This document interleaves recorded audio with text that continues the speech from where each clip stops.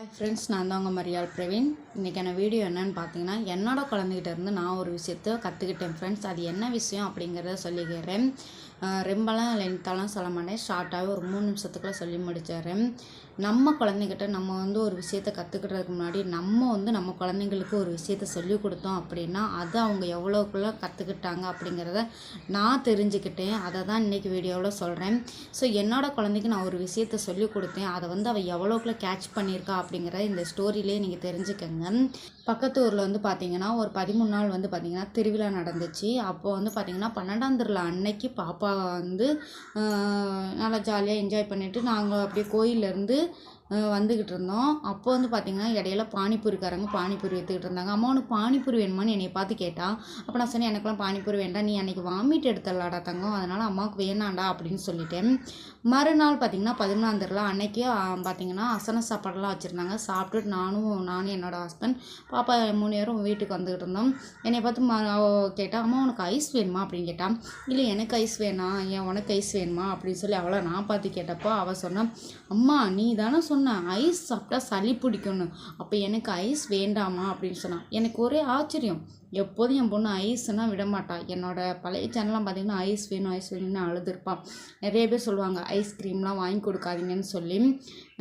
நானுமே ice cream avoid பண்ணணும்னு நினப்பேன். ஆனால் அவளுக்கு பார்த்திங்கன்னா குழந்தைங்களுக்கு நம்ம ஒரு நேரம் சொல்கிறதோட மட்டும் நிறுத்தக்கூடாது, ஒரு 10 நேரமாவது சொன்னால் தான் புரியும் அப்படிங்கிறக்காண்டி நான் அடிக்கடி இந்த விஷயத்தை அவள் காதில் சொல்லுவேன். பாப்பா ஐஸ் சாப்பிட்டா சளி பிடிக்குண்டா தங்கம் அப்படின்னு சொல்லுவேன். ஆனாலும் திரும்ப திரும்ப கேட்டு எப்படியாவது வாங்கி சாப்பிட்ருவாளே தவிர ஒரு நாளும் வேண்டான்னு சொல்லவே மாட்டா. ஆனால் நேற்று எனக்கு ஆச்சரியமாக இருந்துச்சு என்னோடய குழந்தைகிட்ட அந்த இதை பார்க்கச்சில. ஐஸ்லாம் எனக்கு வேண்டாம்மா, சளி பிடிக்கும், அதுவும் நைட் நேரம் வேண்டாம் அப்படின்ட்டான். எனக்கு ஆச்சரியமாக இருந்துச்சு, என்ன இவ எப்படி இப்படி ஐஸ் வேண்டாம் அப்படின்னு சொல்கிறாளேன்ட்டு ஒரே யோசனையாக இருந்தேன்.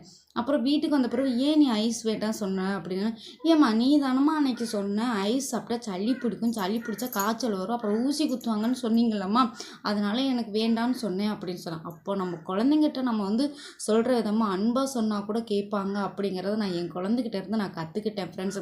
இதுக்கு முன்னாடி ஐஸ் கேட்கச்சலாம் நான் ஒரு பேரண்ட்ஸாக, அதாவது அடிச்சிருக்கேன், இல்லைன்னு சொல்ல மாட்டேன். இது தப்பு அப்படின்னா ஒரு விஷயத்த நம்ம பேரண்ட்ஸ் கண்டிக்கிற விதத்தை நான் என்னோடய குழந்தையை கண்டிக்க தான் செய்வேன். அதே மாதிரி தான் நேற்று ஒருவேளை அடம் பிடிப்பாளோ அப்படின்னு நினச்சேன். ஆனால் அவள் அடம் பிடிக்கலாம் செய்யலை. நம்ம சொன்ன ஒரு விஷயத்த மண்டைக்குள்ளே ஏற்றிக்கிட்டா பார்த்தீங்களா, ஒரு குழந்தைகிட்ட நம்ம ஒரு விஷயத்த அன்போடு சொன்னால் கூட கேட்டுக்கிடுங்க அப்படிங்கிறது என்னோடய குழந்தைகிட்ட நான் நேற்று கற்றுக்கிட்டேன். ஸோ எனக்கு இது ஒரு ஹாப்பியாக இருந்துச்சு. ஸோ உங்ககிட்ட ஷேர் பண்ணலான்னு இருந்தேன். ஏன்னா நம்ம குழந்தைகிட்ட ஒரு தெளிவாக ஒரு விஷயத்த சொன்னோம் அப்படின்னா அவங்க கேட்ச் பண்ணி நல்ல விதமாக அதை கற்றுக்கிடுவாங்கங்கிறத நான் புரிஞ்சுக்கிட்டேன். ஸோ இனி என்னோடய குழந்தைக்கு நான் எப்படி மெயின்டைன் பண்ணணும் அப்படிங்கிறதையும் தெரிஞ்சுக்கிட்டேன். ஜஸ்ட் என்னோடய குழந்தைக்கு பார்த்திங்கன்னா 2.5 வயசு தான். இந்த 2.5 வயசில் அவள் இந்த இதை புரிஞ்சுக்கிட்டான்னா போக போக நம்மளோட இது நம்ம குழந்தைக்கும் நமக்கும் உள்ள ரிலேஷன் நம்ம எப்படி வளர்த்துக்கிட்டோம் அப்படின்னா நம்ம குழந்தைங்க நல்லா வளர்க்கலாம்னு தெரிஞ்சுக்கிட்டேன் ஃப்ரெண்ட்ஸ். இந்த வீடியோ உங்களுக்கு பயனுள்ளதாக இருந்துச்சுன்னா சின்னதாக ஒரு லைக் ஒன்று போட்டுக்கிட்டு சப்ஸ்கிரைப் பண்ணுங்கள். சப்ஸ்கிரைப் பண்ணால் மட்டும் போதாது, ஆளுங்கிற பட்டனையும் கிளிக் கொடுங்க ஃப்ரெண்ட்ஸ். அப்படின்னா தான் நான் போகிற ஒவ்வொரு வீடியோ உங்களுக்கு நோட்டிஃபிகேஷனில் வரும். Okay, bye friends.